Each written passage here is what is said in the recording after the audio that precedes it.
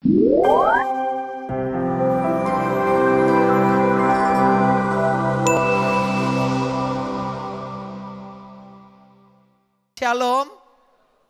salam damai sejahtera di dalam kasih Tuhan Yesus Kristus.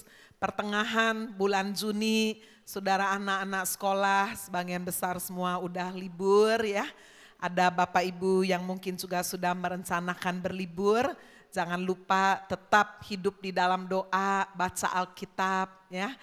Jaga hubungan kita dengan Tuhan, pererat saudara hubungan dengan keluarga. Bagi saudara yang tidak kemana-mana, biarlah di Surabaya ini juga saudara bisa meluangkan waktu lebih dekat dengan keluarga. Saudara, bulan ini, bulan Juni, Pak Hani sebagai gembala senior gereja Happy Family memberikan satu tema yang indah untuk kita marching on. Untuk kita boleh terus bergerak maju, tidak mundur, tidak terlelap, terlena. Walaupun saudara masa liburan ya, tetap roh kita dijaga saudara. Untuk kita tetap boleh semangat mendekat kepada Kristus. Saya akan berkhotbah dengan tema yang sama, marching on. Bapak Ibu Saudara, secara alami biasanya manusia ketika menghadapi masa-masa yang sulit, apakah itu saudara di dalam keluarga, apakah itu ketika saudara mungkin ditinggal mati oleh orang yang sangat saudara cintai, orang yang sangat saudara butuhkan, atau mungkin terserang satu penyakit yang tiba-tiba saudara dan mematikan, atau mengalami masalah-masalah lain, pekerjaan merosot, ataupun saudara apa saja. Biasanya kecenderungan kita adalah fokus kepada masalah itu sendiri. Pikiran kita, energi kita terperas memikirkan gimana ya masalah ini bisa selesai. Dan kita juga fokus hanya kepada kepentingan diri kita sendiri. Tetapi saudara sekalian, sebagai orang Kristen, orang-orang yang percaya kepada Tuhan Yesus, apalagi saudara sudah menerima Tuhan Yesus di dalam hati, ada pribadi yang menguasai kehidupan kita.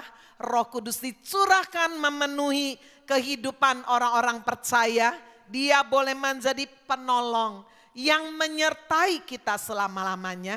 Saudara, biarlah masa yang sulit, pergumulan atau apapun tidak membuat kita pasif, berdiri di tempat bahkan mundur. Tapi kita tetap marching on, tetap maju.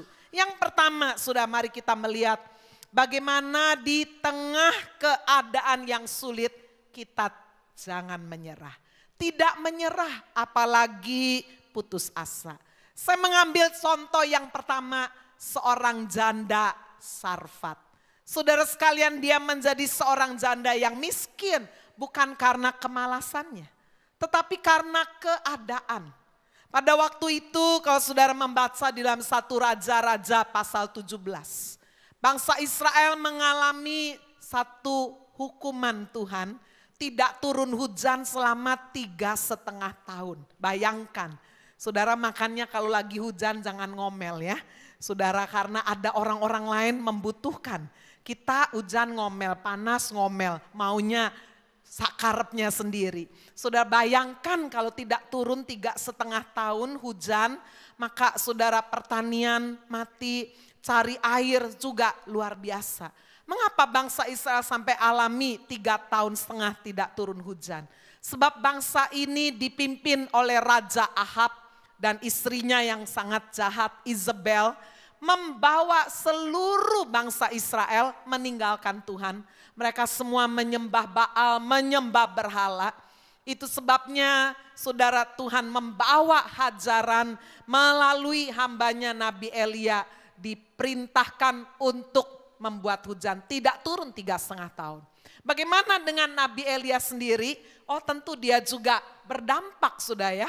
Dia juga cari makan susah, cari air susah. Tetapi Tuhan memelihara. Sampai kemudian Tuhan memberikan dia perintah untuk pergi ke daerah yang namanya Sarfat. Tuhan akan memelihara hidupnya melalui janda Sarfat. Pastilah dalam bayangan Elia, wah kalau saya diberi perintah untuk pergi ke Sarfat, akan dipelihara hidupku, makan minumku oleh seorang janda. Pas lihat jandanya kaya dong, betul nggak saudara? Ya, hanya yang kaya bisa memelihara kehidupan Nabi Elia di tengah masa kekeringan waktu itu. Tetapi siapa yang dijumpai oleh Elia? Ternyata janda Sarfat ini juga sangat miskin. Tetapi yang luar biasa saudara yang kita pelajari dari janda Sarfat ini di tengah kekeringan, dia tidak berdiam diri di rumah pasrah begitu aja, ya udahlah semua kering, semua nggak ada bahan makanan, ya saya tunggu mati aja lah dengan anak saya. Apa begitu? Tidak. Coba kita melihat di dalam 1 Raja-Raja 17 ayat 10. Sesudah itu ia, yaitu Elia bersiap lalu pergi ke Sarfat.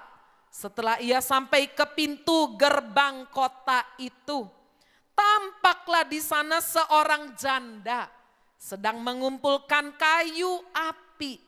Ia berseru kepada perempuan itu, katanya, cobalah ambil bagiku sedikit air dalam kendi supaya aku minum. Saudara, kita lihat bagaimana janda ini tetap move on. Dia tetap rajin bekerja. Dia sedang mencari kayu api. Saudara, untuk membuat adonan kue, tepungnya tinggal segenggam saja. Tapi kita lihat bagaimana janda ini tidak menyerah di tengah kesulitan. Itu sebabnya saudara, sikapnya yang tidak gampang menyerah ini. Nanti kita akan lihat bagaimana dia pada akhirnya menerima mujizat yang luar biasa.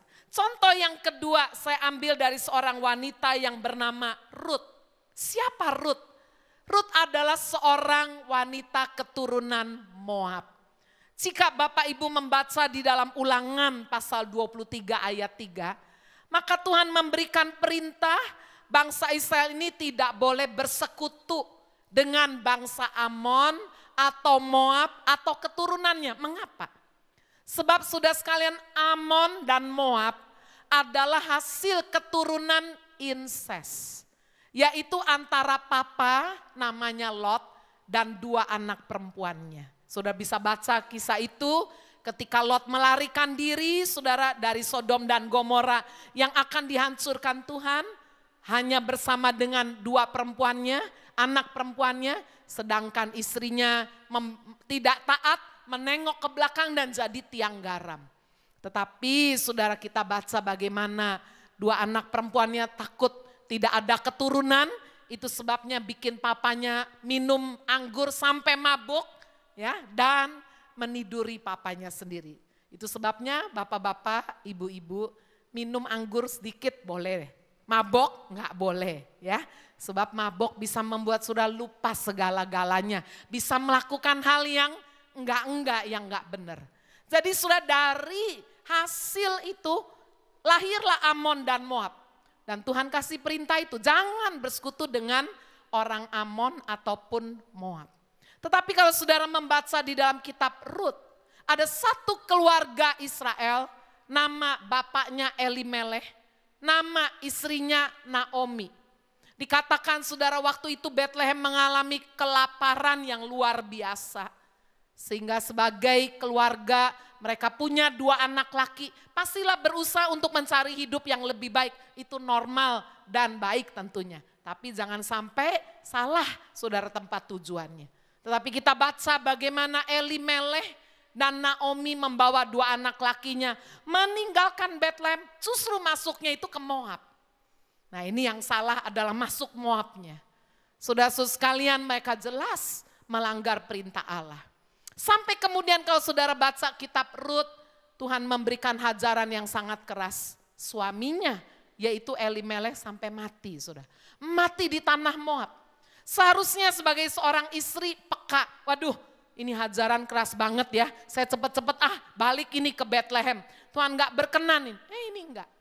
Dia malah tinggal masih 10 tahun lagi, duitnya masih banyak.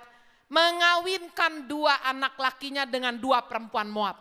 Satu dengan Orpa, satu dengan Rut. Saudara sekalian, tetapi kemudian dikatakan 10 tahun setelah itu 2 anak lakinya mati lagi. Sehingga tinggal Naomi sebagai janda tua dengan 2 mantunya, janda muda tidak punya anak. Saudara, untunglah Naomi yang sudah kehilangan segala-galanya. Suami mati, 2 anak laki mati, hartanya pun habis. Saudara, padahal waktu dia datang dari Bethlehem masuk ke Moab itu bawa banyak modal, harta, tapi semua habis. Bapak Ibu, jika kita melakukan satu keputusan yang salah, kita anggap awalnya apa? Wah, ini bisa dapat untung nih. Tetapi saudara lihat ke depannya, tuaiannya ternyata kerugiannya jauh lebih banyak daripada saudara milik sebelumnya. Akhirnya sudah kita membaca Naomi kembali ke Bethlehem. Sudah tidak punya apa-apa lagi. 2 menantu perempuannya minta ikut. Tetapi di tengah perjalanan saudara, Naomi berkata, mama ini udah tua, kamu mau ikut mama ini, lihat apa ini? Ya, mama nggak bisa kasih makan kamu. Dan jangan lupa kamu ini Moab, masuk ke Bethlehem, nggak bisa kerja lu di sana. Orang sana menolak orang Moab. Jadi buat apa ikut mama ya, menyusahkan diri sendiri. Kalau kamu masih di Moab, kamu masih muda, masih cantik, bisa kawin lagi. Ketika mendengar nasihat dari mama mertua, mantu wanitanya bernama Orpa pikir benar juga ya. Ya udahlah, akhirnya dia kembali ke Moab. Tetapi apa yang dilakukan oleh Ruth? Dia berkata, tidak mama, saya sudah ambil keputusan. Saya mau ikut mama kemanapun mama pergi. Sebab Tuhannya mama sudah menjadi Tuhan saya. Berarti Ruth ini sudah percaya Allah Israel yang disembah oleh mertuanya ini. Di mana mama mati, di situ juga akan aku dikuburkan. Luar biasa. Sampai akhirnya Ruth ikut masuk bersama Naomi masuk Bethlehem. Sekarang masalahnya bukankah 2 janda tua, yang satu muda ini harus makan? Bagaimana saudara? Apa yang dilakukan oleh Ruth? Apakah saudara dia cuma berdiam diri di rumah sambil menyesali meratapi nasibnya? Tidak. Kita melihat saudara luar biasa di tengah keadaan yang sulit. Ruth tetap melakukan bagiannya. Dia buang gengsinya, dia tidak malu. Dia rajin bekerja saudara. Walaupun pekerjaannya ini bukan karena dia diterima kerja, bukan. Tapi apa yang dilakukannya? Mari kita melihat di dalam Rut pasal 2. Ayatnya yang kedua. Maka Rut perempuan Moab itu berkata kepada Naomi, biarkanlah aku pergi ke ladang memungut bulir-bulir jelai. Bukan gandum loh ya. Gandum itu makanan utama orang Israel, ya, kualitas yang bagus. Jadi saudara kalau di Eropa nggak ada padi ya. Di negara 4 musim mereka makan gandum sudah. Tetapi saudara ada kualitas yang lebih rendah dari gandum namanya jelai. Siapa yang makan roti jelai? Biasanya yang makan jelai ini orang miskin dan juga diberi makan ternak. Sudah dari sini kita lihat bagaimana Rut ini merendahkan hati. Dia pergi ke kebun, ke ladang jelai. Apa yang dilakukannya dikatakan biarlah aku pergi ke ladang memungut bulir-bulir jelai. Di belakang orang yang murah hati kepadaku. Memungut loh saudara. Artinya apa? Dia menyediakan diri jadi pemulung. Di ladang itu ada petani-petani sudah orang-orang yang mengambil biji-biji jelai ini. Nah, ketika saudara orang-orang yang kerja ini mengambil biji jelai, ada yang keteteran. Nah, itulah yang dilakukan oleh Rut. Dia mengambil yang keteteran ini. Dia berada di belakang penyabit-penyabit. Dan dikatakan sudah di ayat yang ke-7b. Begitulah dia datang dan terus sibuk dari pagi sampai sekarang. Dan seketika itu pun dia tidak berhenti. Rajin. Bapak Ibu, pelajaran di tengah kesesakan, kesulitan dalam hidup, ekonomi ataupun masalah apapun. Move on, marching on, tetap maju sudah. Dan kita lihat akhir dari cerita Rut. Bagaimana dari seorang perempuan Moab yang tidak boleh bersekutu dengan orang Israel. Tapi diawali dengan kerendahan hatinya, kerajinannya yang luar biasa, dia buang gengsinya. Saya membaca dari latar belakang hidup Rut. Penafsir Alkitab berkata Rut ini keturunan bangsawan. Dia itu keturunan raja-raja. Nah sekarang dia sedang menghadapi kenyataan mertuanya gak punya apa-apa. Saudara-saudara sekalian, apakah dia mau hidup dengan gengsinya? Aku anak keturunan bangsawan nih, anak orang kaya, nggak cocok kerja begitu. Apa begitu? Tidak. Berapa banyak saudara orang tua kaya, tetapi ketika ada satu masalah, hancur perekonomiannya. Anak-anaknya apakah mau merendahkan hati? Marching on. Inilah yang kita lihat dari kehidupan Rut. Sampai akhirnya sudah dia mendapat satu privilege, satu hak istimewa. Sudah baca kisah ini. Sehingga dia bisa menikah dengan Boas, pemilik dari ladang itu. Sekarang mari kita melihat contoh yang ketiga adalah dari seorang yang bernama Ishak. Peristiwa ini ditulis di Kejadian pasal 26. Ketika Ishak sebagai pengembara, saudara dia sedang berada di tanah Gerar. Dan waktu itu sedang mengalami kelaparan luar biasa. Jadi dia besoknya sudah akan pergi ke Mesir.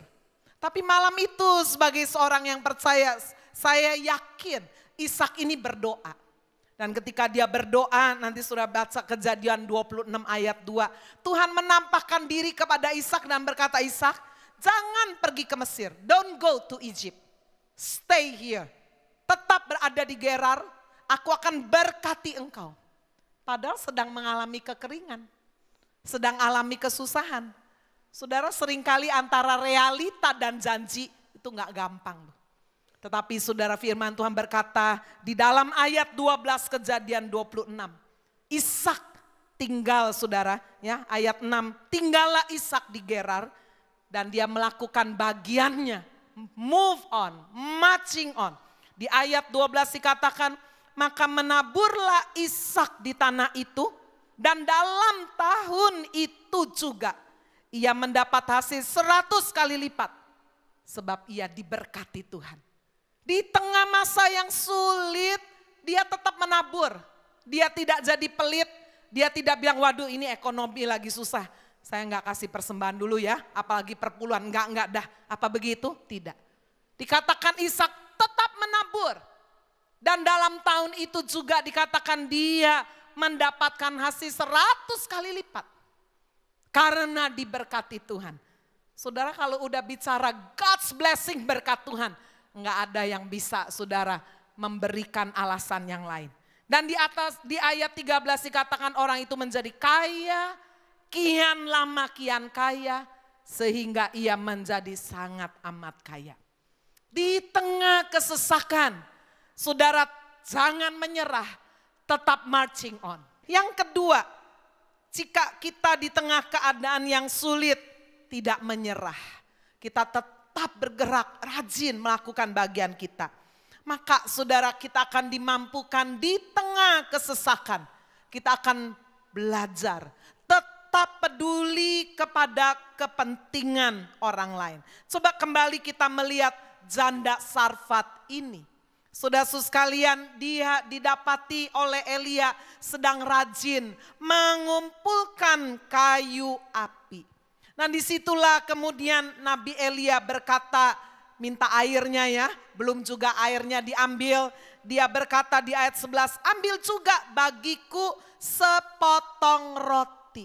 Perempuan ini langsung menjawab, Tuhan, Nabi Tuhan katanya ya, demi Tuhan Allahmu yang hidup, sesungguhnya tidak ada roti padaku sedikit pun, aku udah gak punya roti. Aku hanya punya segenggam tepung, di dalam tempayan hanya sedikit minyak aja. Dan aku lagi mengumpulkan ini kayu api, 3 potong kayu api. Sebentar lagi aku akan pulang mengolahnya dan saya akan dapat 2 kue untuk saya dan untuk anak saya. Kami makan, setelah itu udah gak ada lagi. Bapak Ibu Saudara, keadaan yang betul-betul sangat minim sekali. Tetapi apa jawab daripada Elia? Jangan takut, pulanglah. Buat roti seperti yang kamu katakan. Tapi sebagai ganti kamu buat 2, sekarang bagi 3. 1 buatin dulu untuk aku, nanti buat untukmu dan untuk anakmu. Sebab dikatakan beginilah firman Tuhan Allah Israel, ayat 14. Tepung dalam tempayan itu tidak akan habis. Minyak dalam buli-buli pun tidak akan berkurang. Sampai pada waktu Tuhan memberi hujan ke atas muka bumi. Wow. Saudara, apa bisa gampang percaya saudara gak punya apa-apa? Lalu kemudian orang bilang, saya perlu lu, enak aja. Aku aja udah ngepres kayak begini. Tetapi sudah luar biasa sekali. Wanita ini di tengah kesesakan, dia belajar untuk peduli dan mempercayai janji Tuhan. Dan dikatakan lalu pergilah perempuan itu berbuat seperti yang dikatakan oleh Nabi Elia. Maka perempuan itu serta anak perempuannya mendapat makan beberapa waktu lamanya. Tepung dalam tempayan tidak habis, minyak dalam buli-buli tidak berkurang. Seperti firman yang diucapkannya dengan perantaraan Elia. Wow, di tengah kesesakan, ketika kita belajar ada kepedulian. Ternyata saudara, Tuhan bisa menyediakan satu berkat mujizat yang tidak pernah kita tahu dari mana datangnya. Contoh yang kedua yang saya ambil adalah jemaat Makedonia. 2 Korintus 8. Jemaat Makedonia ini bukan jemaat yang kaya-kaya, bukan.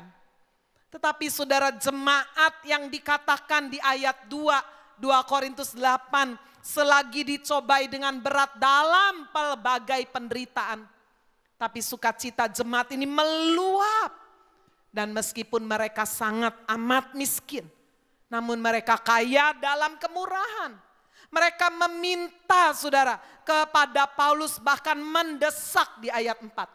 Supaya mereka beroleh mengambil bagian untuk pelayanan kepada orang-orang kudus di Yerusalem. Yerusalem sedang alami bencana. Paulus juga menghimbau jemaat di Korintus ini untuk boleh ikut ambil bagian. Tapi kaget sekali, dia tidak berharap dari jemaat Makedonia yang miskin. Tetapi firman Tuhan berkata, saudara, jemaat ini meminta bahkan mendesak untuk mengambil bagian di dalam pelayanan. Di ayat 5 dikatakan mereka memberikan lebih banyak daripada yang kami harapkan. Mereka memberikan diri mereka pertama-tama kepada Allah, kemudian oleh karena kehendak Allah juga kepada kami. Luar biasa. Jemaat Makedonia menginspirasi saudara kehidupan saya. Hari-hari ini gereja Happy Family sedang membangun gedung sekolah SMP, SMA, 9 lantai ke atas, 2 lantai ke bawah untuk parkir. Pasti banyak dana yang dibutuhkan. Kami juga sedang merenovasi saudara gedung satu tempat gereja di bagian timur, HFC Timur. Tetapi sudah ketika saya melihat ada bagian-bagian daerah-daerah yang sangat miskin, hati saya tergerak. Bapak Ibu sekalian, mulai Agustus ini kami sudah menandatangani satu kerjasama MOU. Kami akan mengadopsi satu daerah yang miskin di daerah NTT. 85 anak diberi makan, diberi pelajaran, diberi sekolah. Begitu miskinnya. Saya ingin mengajak kalau ada jemaat berkata, Bu saya mau ikut, nanti bisa hubungi saya secara pribadi. Tiap bulan kita akan support 85 anak ini. Sehingga ketika satu kali sudah pergi ke daerah itu saudara bisa melihat bagaimana mereka diadopsi oleh Happy Family. Bapak Ibu sudah tentu kita harus tahu juga orang yang kita tolong ini benar-benar benar gitu ya. Yayasan yang profesional dalam bekerja. Saudara-saudara sekalian, ketika kita hanya mementingkan diri sendiri, persoalan kita tidak pernah akan habis. Saya juga mengambil contoh dari seorang yang bernama Simon. Dia belum kenal Yesus. Di dalam Injil Lukas pasal 5, dia sedang membasuh jalannya bersama teman-temannya nelayan. Semalam mencari ikan, tidak dapat seekor ikan pun. Tetapi siapa yang menyangka hari itu dia berjumpa dengan Yesus. Yesus sedang ditunggu orang banyak untuk dengar khotbah Yesus. Tetapi saudara, itulah pribadi Yesus. Dia datang bukan untuk orang yang sehat. Dia datang bukan untuk orang-orang yang kelihatannya udah nyaman dan mapan. Di antara kerumunan orang banyak, Yesus melihat ada nelayan-nelayan yang bangkrut ini. Nggak punya apa-apa. Mereka pulang sudah nggak bisa bawa ikan kasih makan istri dan anak-anak mereka. Yesus mendekati. Apakah Yesus berkata, siapa namamu? Simon. Kamu lagi nggak punya makanan, nggak punya kerjaannya. Kamu tahu aku pemberkat, aku bisa memberkati. Apa Yesus ngomong begitu? Tidak. Saudara baca itu di Lukas pasal 5, dia bilang begini sama Simon. Saya boleh ya pinjam perahunya ya? Coba bayangin, orang lagi bokek, nggak punya apa-apa, minjem sesuatu. Saudara kalau jadi Simon, saudara bisa bilang begini, kamu orang asing, kan dia nggak tahu ini, Yesus nggak tahu. Kamu orang asing, kamu nggak lihat. Aku nih lagi basuh jala, nggak dapat apa-apa.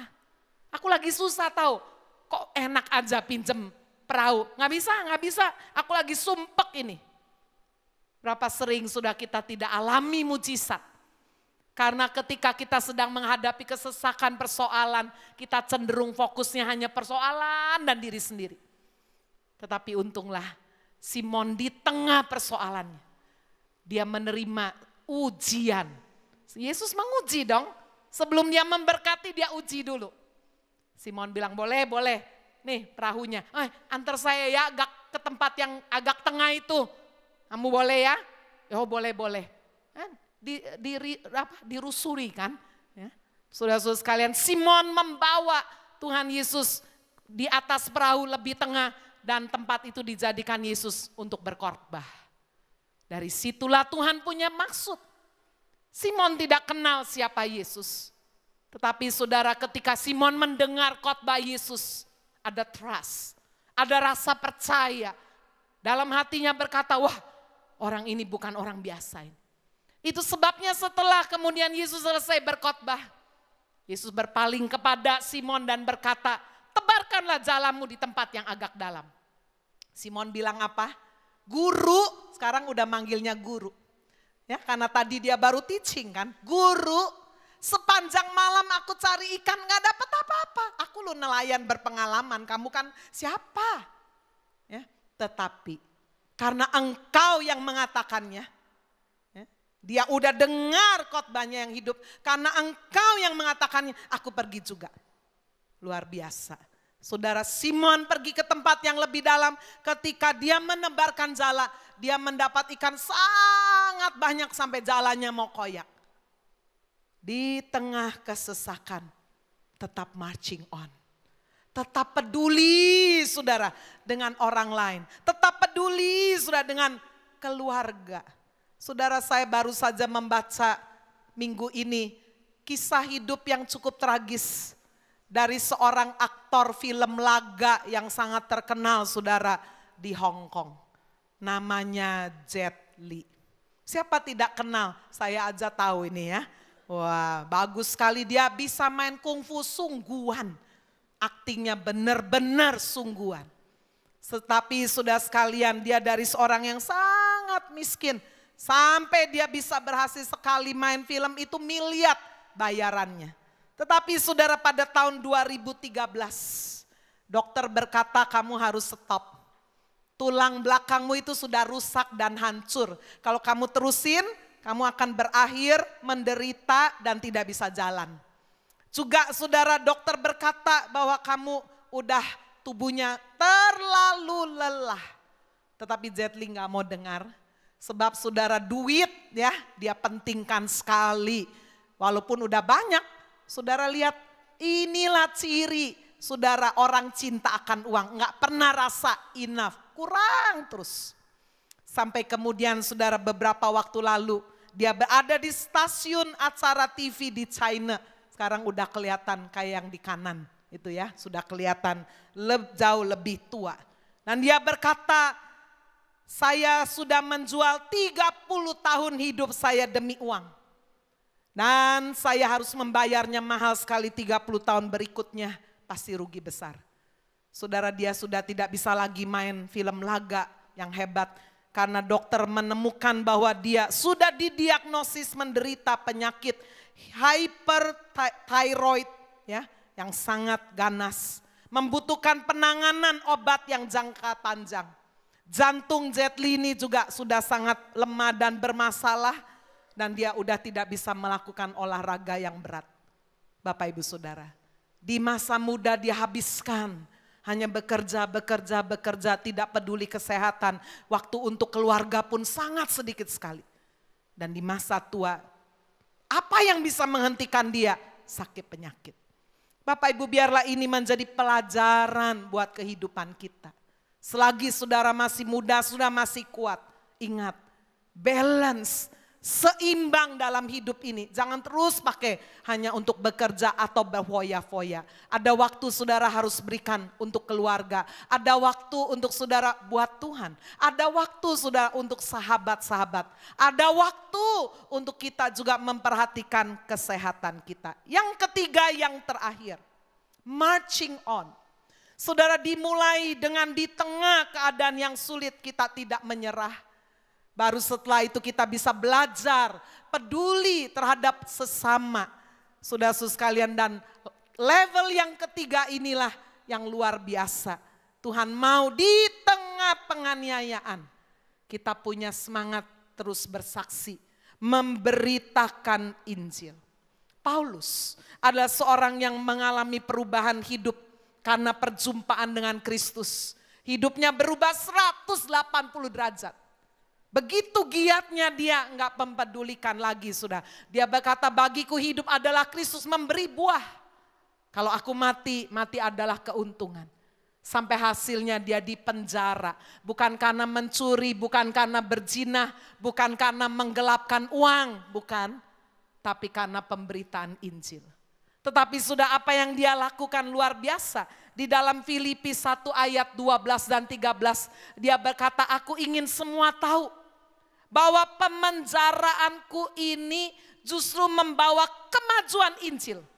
Sehingga telah jelas bagiku seluruh istana, bahkan semua orang yang ada di penjara, semua orang yang ada di Roma, yang ada di Yerusalem tahu bahwa aku dipenjarakan karena nama Yesus. Luar biasa. Di tengah kesesakan sukacitanya tidak hilang. Kita juga mendengar terinspirasi oleh orang-orang sudah yang ada di Indonesia. Yang bukan karena kesalahan sampai harus ada di dalam penjara. Tapi apakah itu kebetulan? Tidak. Sampai seluruh Indonesia bahkan seluruh dunia tahu bahwa pemenjaraannya adalah karena nama Yesus. Amin, sudah. Bukankah itu satu pemberitaan Injil secara tidak langsung? Bapak Ibu Saudara sekalian, kita juga melihat contoh yang kedua. Seorang yang bernama Filipus. Di dalam Kisah Rasul pasal yang ke-8. Dikatakan saudara sekalian, Tuhan mengizinkan datangnya penganiayaan yang hebat. Saudara, dulu kalau bicara penganiayaan rasanya tuh masih jauh. Tapi sekarang dengan adanya teroris ISIS, kita dengar kemarin ada bom di China, saudara. Berapa waktu ada bom di Australia, beberapa waktu lagi di London, di Indonesia, di mana saja sudah tidak ada tempat yang aman, kapan aja bisa terjadi. Ada kelompok ISIS yang begitu kejam. Tetapi saudara, apakah kita menyerah? Saudara, firman Tuhan berkata di dalam Kisah Rasul pasal 8 ayat 1b. Pada waktu itu mulailah penganiayaan yang hebat terhadap jemaat di Yerusalem. Mereka semua kecuali rasul-rasul tersebar ke seluruh daerah Yudea dan Samaria. Penganiayaan yang hebat. Tetapi apa yang mereka lakukan dikatakan ayat 4. Mereka yang tersebar itu menjelajah seluruh negeri sambil memberitakan Injil. Dianiaya bukan sambil ketakutan, bukan saudara. Tapi dikatakan mereka melarikan diri sambil memberitakan Injil. Dan Filipus pergi ke suatu daerah Samaria memberitakan Injil dengan tanda-tanda ajaib yang Tuhan sertakan. Bapak Ibu Saudara, kesusahan, kesesakan, bahkan penganiayaan bisa terjadi kapan saja dalam hidup saudara. Tetapi bagaimana kita meresponinya, itulah yang penting. Marching on. Tuhan Yesus sendiri, saudara, memberikan teladan. Di atas kayu salib dari jam 9 pagi sampai jam 3 sore. Sebelumnya semalam saudara, dia sudah berada di rumah imam kepala ya. Namanya Kayafas, dia udah digantung di situ, pasti nggak dikasih makan kan. Besok paginya udah dipukuli, dicambuk. Sebelum sudah membawa salib ke Bukit Golgota, udah nggak ada tenaga, darah persediaan pria 5 liter udah habis. Seharusnya orang seperti ini di tengah kesesakan hidup yang paling bawah. Mungkin dia ngomel, mungkin dia berkeluh kesah, mungkin sumpah serapah. Tetapi luar biasa. Kehidupan Yesus di akhir-akhir menjelang kehidupannya menginspirasi, menjadi teladan buat penjahat yang ada di sebelahnya yang awalnya mengutuki, menghujat Yesus, berkata, kamu katanya anak Allah, suruh tuh malaikat datang bebaskan kamu dan kita. Yesus diam aja. Ampuni mereka yang tidak tahu apa yang mereka perbuat. Dan sudah sekalian di detik-detik terakhir, salah satu penjahat berkata, Yesus, jika engkau datang kembali sebagai raja, ingat aku. Yesus berkata, hari ini juga engkau akan bersama dengan aku di Taman Firdaus. Luar biasa. Bapak Ibu Saudara, mati udah pasti harus suatu kali terjadi.